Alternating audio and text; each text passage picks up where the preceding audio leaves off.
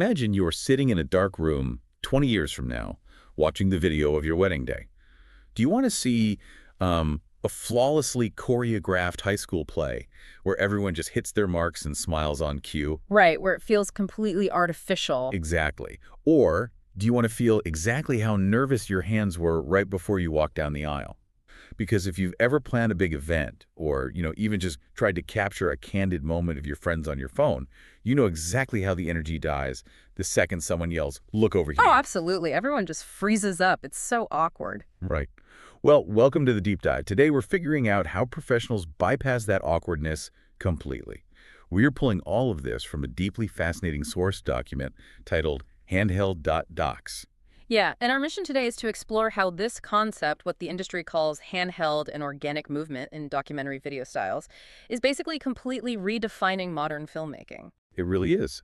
And whether you're behind the lens, planning a celebration yourself, or just, someone who is fascinated by visual storytelling and human emotion, we are going to unpack why authentic storytelling is rapidly dethroning staged perfection. Yeah, people are just entirely over the heavily staged stuff. Okay, let's unpack this. Think about traditional event videos from not that long ago. They were rigid. I mean, the lighting was harsh, the poses were stiff, and you could practically feel the director hovering just off screen. It felt so produced. Exactly. It's like a rigid high school play. But this new documentary style is, well, it's like being in the front row of an immersive, completely unscripted indie film about real life. It focuses entirely on the truth of the moment. I love that indie film analogy. And what the source document reveals is that we are looking at a major shift in values. Specifically, today's couples are prioritizing experiences over performances. They want the real thing. When they look back decades from now, they don't want to see an artificial routine. They want to remember exactly how the day felt. So the sudden bursts of laughter, the unscripted tears. Exactly. The nervous energy. They want the reality, not the pose. Which, if you think about it, represents a profound philosophical shift in how we choose to archive human milestones. Okay, so to really grasp why this is taking over the entire industry, we have to look at the mechanics of this filmmaking style. How exactly does it break the traditional rules of videography? Well, in the past, a professional videographer's kit was incredibly heavy and honestly really intrusive. We're talking massive tripods. And mechanical sliders, right? Yes, exactly. Which, if you aren't familiar, are literally heavy metal tracks that a camera rolls back and forth on. It gets you a perfectly smooth, robotic shot. But setting up a mechanical slider takes so much time. You have to clear a space, lay down the track, and ask people to stand completely still while the camera glides past them. Right. The videographer was essentially a director. They were stopping the natural flow of the day, interrupting real conversations just to manufacture a cinematic moment. Which totally kills the vibe of the room. Yeah. Completely. So the new method is the total inverse of that setup. Handheld and organic movement means the cameras move naturally alongside the subjects. They react in real time. So what are the core characteristics outlined in the text for this? It's all about natural handheld movement, genuine emotional storytelling, real-time reactions, authentic conversations, and, minimal posing. The goal is no longer creating an illusion of perfection. It's about preserving authenticity. Exactly. The camera acts as an invisible guest rather than an intrusive director. You just let events unfold without interruption. Wait, I have to push back here for a second. Okay, go for it. So what does this all mean for the actual final product? Because if you tell me you are taking away the heavy tripods, throwing out the mechanical sliders, and just ditching the choreography entirely, my mind immediately goes to a shaky, messy home video. Oh, right, like the old camcorders. Yeah, I'm picturing that uncle with the giant shoulder-mounted VHS camcorder blinding everyone on the dance floor in 1998. You get literal motion sickness just watching the playback. That is a very fair point. But what's fascinating here is that handheld in this professional context does not mean chaotic or sloppy. So how do they keep it cinematic without all the stabilizing gear? It is incredibly gentle and highly intentional. The camera operators are essentially turning their own bodies into organic stabilizers. Oh, wow. So they just absorb the movement. Yeah, they combine small, realistic movements with the natural rhythm of human breathing and walking. They float with the action rather than swinging wildly. That makes a lot of sense. And when you pair that subtle, organic sway with the natural environment, it creates this profound sense of emotional intimacy. Because it mimics how we actually see the world naturally, right? Exactly. That slight, imperfect movement tricks your brain into feeling like you are physically standing in the room. You feel present in the moment rather than watching it passively from a distance on a perfectly static screen. It bridges the gap between high-end cinema and raw human reality. Now that we know what this organic style actually looks like in practice, we have to look at the psychological reason why it resonates so deeply right now. Right, and the source text dives into something it calls a timeless appeal. Because trendy editing effects, the crazy drone transitions or heavy vintage filters, they look incredible for about 6 months. Yeah, and then they instantly date your video to a very specific fleeting era of the internet. Exactly. But authentic storytelling doesn't age out of style. The texts point out that real, genuine smiles will always outperform forced ones. Because documentary filming isn't just hunting for the perfect smile, it is observing complex emotions. Like the nervous pacing before the ceremony begins. Or the sudden overwhelming tears during a speech, or those heartfelt crushing embraces between old friends who haven't seen each other in years. Now, because the camera is moving organically and unobtrusively, it captures what the text calls missed moments. Yeah, those missed moments are often the most important parts of the film. The source lists some incredible examples of these missed moments that couples are thrilled to discover later. Like parents sharing a quiet, emotional conversation in the corner of a really loud room. Or children completely losing their minds dancing while they think no one is watching them. Yes. Or friends laughing uncontrollably at a spilled drink. Hmm. There's a line in the source that sums this up perfectly. It says, instead of watching actors, couples watch themselves. I love that quote. It's so true. Think about your own favorite memories for a second. Picture them in your head right now. Are they the moments where someone grabbed you, told you to stand up straight, and yelled, "Say cheese"? Usually not. Right. Or are they the messy, loud, in-between moments when you didn't even realize a memory was being made? We always cherish the in-between. The unguarded moments hold the actual emotional weight of the day. But wait, I'm stuck on something here regarding the narrative structure of the edit. Okay, what's sticking for you? Well, if we are completely ignoring the traditional money shots, the highly posed kiss, staring lovingly into the camera on cue, the choreographed cake cutting, what is the video actually about? It's about the entire experience. But how do you build a cohesive story? I mean, you can't just stitch together 15 minutes of people nervously tapping their fingers and looking out windows. You build a story by treating the day as a complete emotional journey rather than a checklist of mandatory events. So it's not just a highlight reel. Exactly. A traditional video is often just a highlight reel of those staged money shots. The documentary style synthesizes all these tiny, unscripted fragments to build a true narrative arc. Okay, so how does that arc actually flow?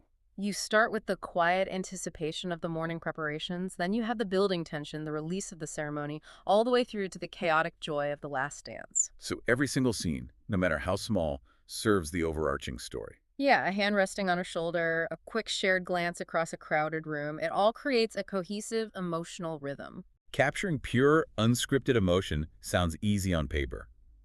I mean, just point the camera and record, right? It sounds easy, but it's really, really not. Yeah, it actually requires immense technical skill and restraint to pull this off in real time. The source outlines the technical magic behind this authenticity, starting with the gear itself. Right, these filmmakers are using lightweight camera rigs. We aren't talking about massive Hollywood setups with cranes and giant matte boxes. No, not at all. Compact, incredibly powerful cameras allowed the videographer to move freely. They can slip through tight crowds without breaking the spell. Or making anyone feel like they're on a movie set. Exactly. And that physical mobility allows for a technique the text calls continuous observation. This is where the discipline of the craft really shines. So instead of walking into a room and saying, "Okay, everyone stand by the window and pretend to laugh at a joke," they just wait. Yes, the videographer has to patiently wait. They watch the room, they observe the group dynamics. They wait for those authentic interactions to bubble up naturally without interfering. And the text also highlights a framing technique called shot balancing. Oh, I want to jump in on shot balancing because it's such a visual concept. Go for it. Think of it like breathing in and out. The filmmaker breathes out with a wide shot to establish the atmosphere of the entire messy, chaotic room. Right, setting the scene. And then they breathe in by zooming tight on a very intimate emotional detail, like fingers tapping nervously or a single tear falling. That breathing analogy perfectly describes the rhythm of the final film, and the entire process of capturing those moments relies on a mindset of complete invisibility. Here's where it gets really interesting. When you describe this continuous observation and the need to be completely invisible, it sounds exactly like a wildlife documentary filmmaker. Oh, that's a great comparison. If you're filming a nature doc, you can't walk up to the lion and ask him to roar a second time because the lighting was bad for the first take. Yeah. You get one shot. You really do. You have to anticipate the behavior, blend completely into the environment, maybe hide behind a floral arrangement instead of a bush, and just be ready. And just like a wildlife filmmaker, the hardest part of the job happens before you even hit record. Because you have to habituate the subjects to your presence. Exactly. To be that invisible observer in a room full of people, you have to build immense trust with the couple and their families long before the filming begins. You aren't just operating a piece of machinery, you are reading human psychology. Yes, you have to anticipate emotional beats before they happen so you are already in the right place with the right lens at the exact right time. And we can't talk about this technical magic without talking about the audio in the edit. Oh, the audio's huge. It's so important. The source places a massive emphasis on ambient natural sound. It's not just about slapping a dramatic pop song over silent slow-motion footage. Right. It is about layering the real audio of the room. The shaky breath during the vows, the sudden applause, the clinking of glasses, the muffled music playing in the background. That natural audio is the mechanism that creates true immersion. And in post-production, the editing prioritizes the flow of the story. They use cinematic color grading. Which is the process of manipulating the contrast and temperature of the image so that the digital sensor perfectly mimics how the human eye processes light and shadow. Yeah, they aren't slapping on a generic Instagram filter. They are actively enhancing the realism. So the technical magic is designed to be entirely invisible. Exactly. The moment the viewer notices a flashy transition or heavy-handed color filter, they stop feeling the emotion and start thinking about the editing software. The goal of the edit is to seamlessly support the emotional flow. But everything we've just discussed, the invisible cameras, the continuous observation, the complete lack of staged moments, well, it creates a massive business problem. It really does. If your entire artistic style is built on being unnoticeable and organic, how do you actually market that to a couple searching for a videographer? Well, the source document introduces a platform called Weddizer. Which acts as a go-to hub to help couples stay informed about these evolving trends across photography, videography, and decor. Right. It serves as this massive point of inspiration for people who are actively seeking out authentic documentary-style celebrations, but maybe don't know the industry terminology. So Weddizer is crucial for bridging that gap. Yeah. But the text also dives into the specific mechanics of how these filmmakers market themselves using SEO. Search engine optimization.